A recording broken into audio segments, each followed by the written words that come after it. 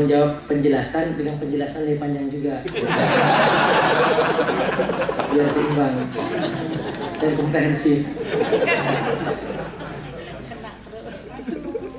Jadi Bapak, saya ingin sedikit tentang masalah apakah kita sulit menjalankan Islam secara utuh. Lalu kalau sulit, gimana langkah-langkahnya supaya menjadi gampang? Saya jawab secara sederhana bahwa ada doa dalam Al-Quran di mana Allah mengajarkan Rabbana la tuhammilna ma la taqata lana. Ya Allah, jangan sampai kau bebani kepadaku sesuatu yang luar kemampuanku. Juga Allah menyebutkan dalam Al-Quran, ittaqullah mastata'tu. Bertakwalah kepada Allah semaksimal kemampuanmu. Contoh sangat menarik tentang maksimal ini, mastata'tu, itu artinya begini. Kalau kita mampu mengangkat suatu barang beratnya 10 kilo, kita angkat masih mampu. Ditambah sedikit 2 on, 3 on, diangkat patah punggung kita. Berarti kemampuan kita hanya 10 kilo. Kalau kita tahu bahwa kemampuan kita 10 kilo, tapi kita hanya membawa 5 kilo, berarti kita mengkhianati kemampuan itu. Dan itu yang akan dimintai pertanggungjawaban di hari kiamat. Pengkhianatan terhadap kemampuan yang kita punya, tapi kita melalaikannya. Nah, Allah Maha tahu apakah kita mampu tapi kita mengabaikan, atau kita memang tidak mampu.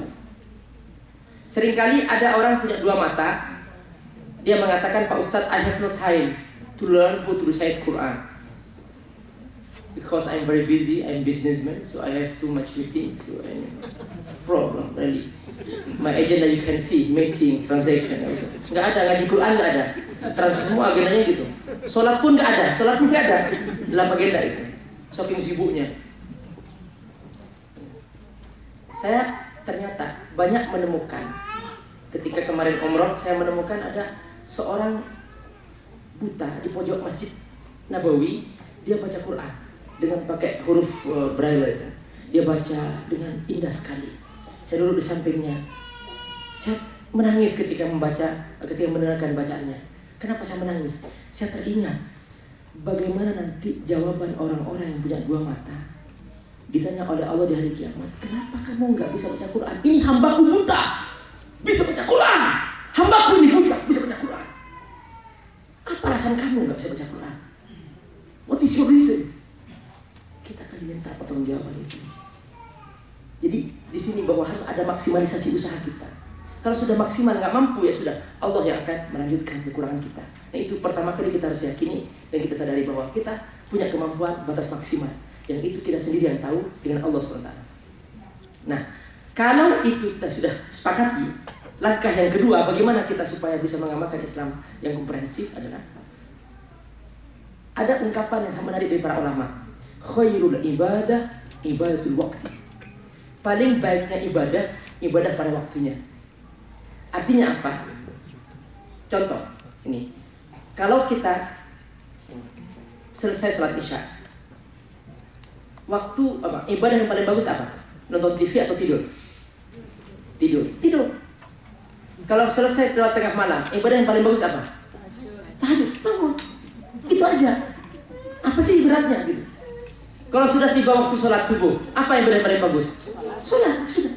Selesai sholat subuh, ada ikatan ibadah nggak ada lagi kan? Ya sudah, mencari nafkah, berangkat cari nafkah. Itu ibadah paling bagus, cari nafkah yang halal. Nanti waktu sholat zuhur, ibadah paling bagus, sholat zuhur. Di tengah jalan ketemu orang miskin, ibadah paling bagus, bantu. Itu saja. Islam yang utuh itu ya seperti itu saja. Ketika tiba waktunya, jangan diabaikan lagi. Itu ibadah paling tepat untuk kita mengamalkan Islam secara utuh. Jadi jangan terlalu difilosofikan lalu kemudian kita merasa mencari-cari alasan untuk tidak mengamalkan Islam. Tiba waktunya, lakukan. Tiba waktunya zakat, hitung, bayarkan, selesai. Bisa haji dan kita bisa berangkat dan punya kemampuan, berangkat. Gak usah cari-cari alasan. Nah, ini namanya orang yang benar-benar mengamalkan Islam secara utuh, yaitu mengamalkan Islam sesuai dengan waktu yang Allah tentukan dalam 24 jam secara normal dengan tanpa memaksakan diri. Nah, kemudian tentang masalah pakaian. Nah, masalah pakaian ini saya sebutkan ayatnya ya, dalam surat An-Nur 31. Siapa yang mengatakan bahwa itu budaya? Wal yadribna bi khumurihinna ala juyubihinna.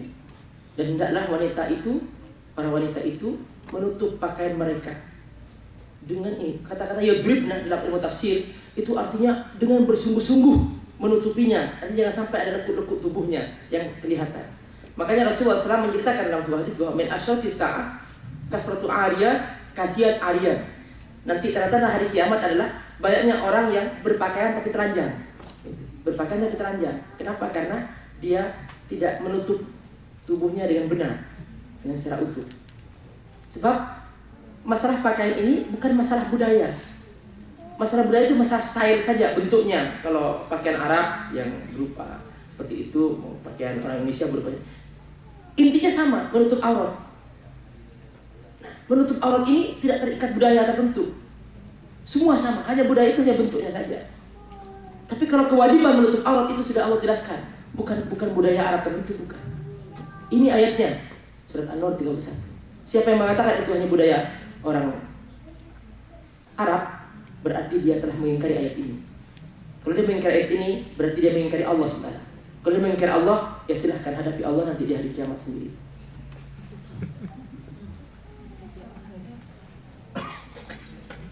Kenapa umat Islam tidak mau sepakat? Ada dua perbedaan. Pertama, kalau itu perbedaan secara akidah, maka itu tidak boleh terjadi. Kalau itu perbedaan fikih, itu wajar terjadi. Nah, caranya bagaimana supaya sepakat?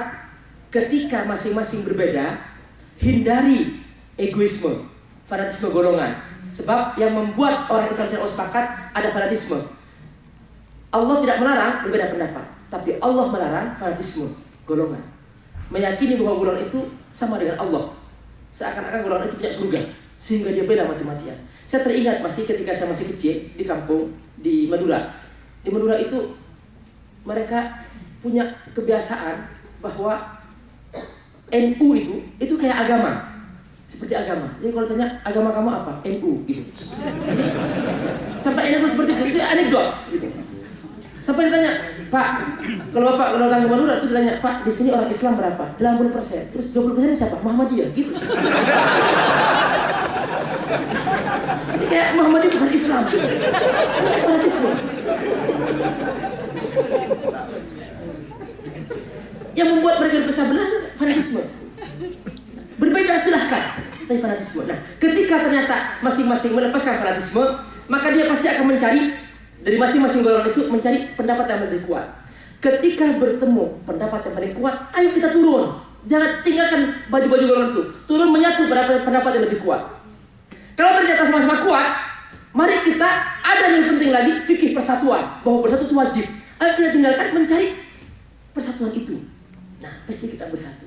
Nah, umat Islam sulit melepaskan baju fanatisme itu sehingga kemudian tidak bisa sepakat. Semua umat Islam fanatik terhadap golongan masing-masing, maka tidak akan pernah sepakat dalam satu mazhab atau satu pendapat yang harus dipertahankan sebagai umat yang satu.